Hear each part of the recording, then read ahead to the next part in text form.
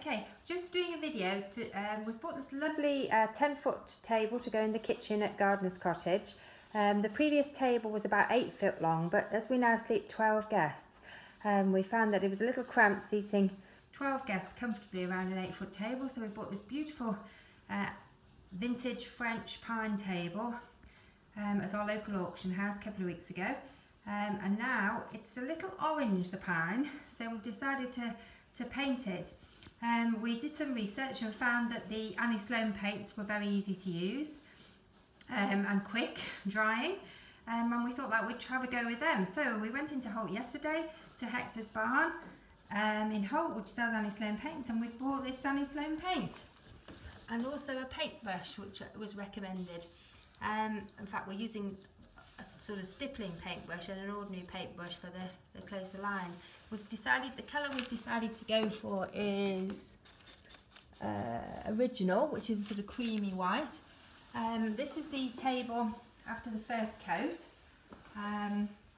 We took all the drawers out and we used masking tape to avoid, because we're going to leave the top of the table pine. And also we took the hardware off the drawers to avoid painting that. We haven't decided yet if we're going to paint that or not. The paint is absolutely lovely to use. We've never used Annie Sloan before, always used Fur and Ball, but it goes on very nicely. There's no dripping, and it's drying really quickly in this warm or sunny day. We're next to the arbor, so it is quite warm, but it does seem to dry very, very quickly. Very easy to use. So far so good. We're very pleased with it. We're also going to bleach the top of the table, because the top of the table is quite a sort of reddy colour, and I think it's been stained recently. So we're just getting some bleach onto it to lift the colour so it's a lighter pine. Anyway, this is after the first coat, so we're going to leave that to dry now, and then we're going to apply a second coat. Right, okay, we've just put the second coat on the end of the table, and as you can see, it's a really nice finish. It's only got 2 coats on and it looks really good. We're very impressed with it. It took about 20 minutes or less to be touch dry for us to put the second coat on. Things we really like about this paint is no preparation of the wood was required prior to applying the paint, so we didn't have to do any sanding or take any old wax off or anything at all. Really easy to apply. The other thing we really like about the paint is it's very easy to use. It doesn't drip. I don't think we've got hardly any drips at all, but we did put newspaper down as a precaution. And the other thing is there's no odour to the paint, so it's very, very pleasant to use. We're really, really impressed with it so far. Anyway, right, okay, well, we're just trying here to lighten the top of the pine table, because when we bought it, somebody, just before they put it into the auction, had actually applied quite a strong red stain to the table, which we found was actually coming off on our tablecloth. Ideally, we would like the table not to have a tablecloth on it, but we found that the very dark red colour was sort of sucking the life out of the room, really. It was too dark for the room, which is a very light coloured room. So what I'm doing here is we've made up a solution, which is 3/4 bleach, 1/4 washing up liquid. The idea behind it is we wanted something we could paint onto the surface of the table, which we've done here, to try and lift the colour. And actually, you can see it is starting to lift. The reason we added the washing up liquid was we thought the table had probably had some wax put onto it, and we thought the washing up liquid would probably cut through the wax, which seems to be working. It also makes it much easier to apply the bleach to the table, because the washing up liquid is quite a nice carrier and means that it produces quite a thick, gloopy consistency, which means we're very easy to apply and doesn't drip too badly. As you can see, it's lovely to put on, and it stays put, which is what we want. So we're just now waiting for a chemical reaction between the bleach and the dye on the table.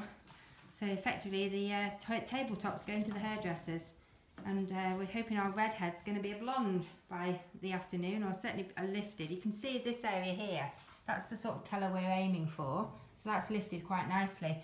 Whereas up here, we've got some very dark red patches, which we're not so keen on.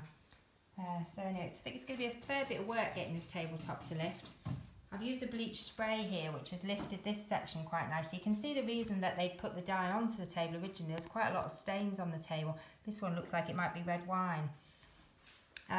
So that's probably why they thought a red stain. Here's the stain though. Probably thought a red stain was a good idea. It just doesn't go with the decor of the room. So we're looking for a much lighter pine.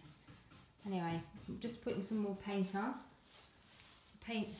The paint's now dry, so we're just starting to put the second coat on here, and as you can see, it's incredibly easy to apply. It's actually very rewarding paint to use. It's probably the most fun we've had painting furniture in a long time.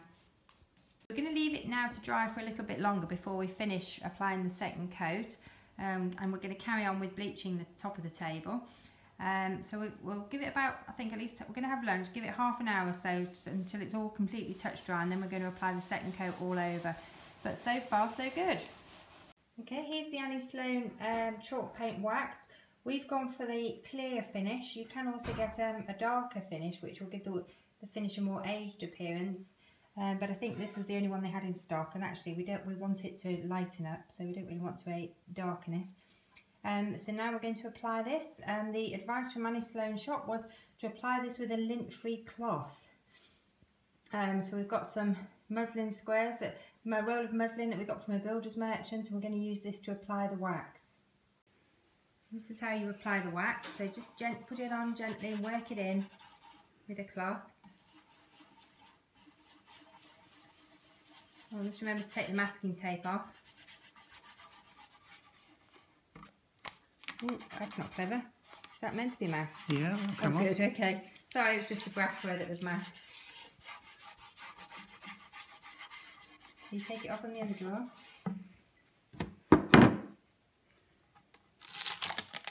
Okay, the table drawer is now back in with its metalwork attached. The table drawer has been waxed.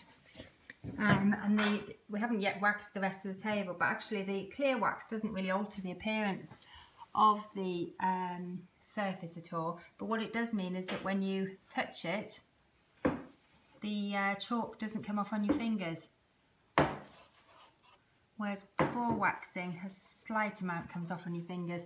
It's just to seal the wax, seal the chalk paint finish. Okay, but as you can see, after 2 coats of the paint, it's looking very good. We're really, really pleased with it. I think we'll be painting more furniture with this. It's so easy to use.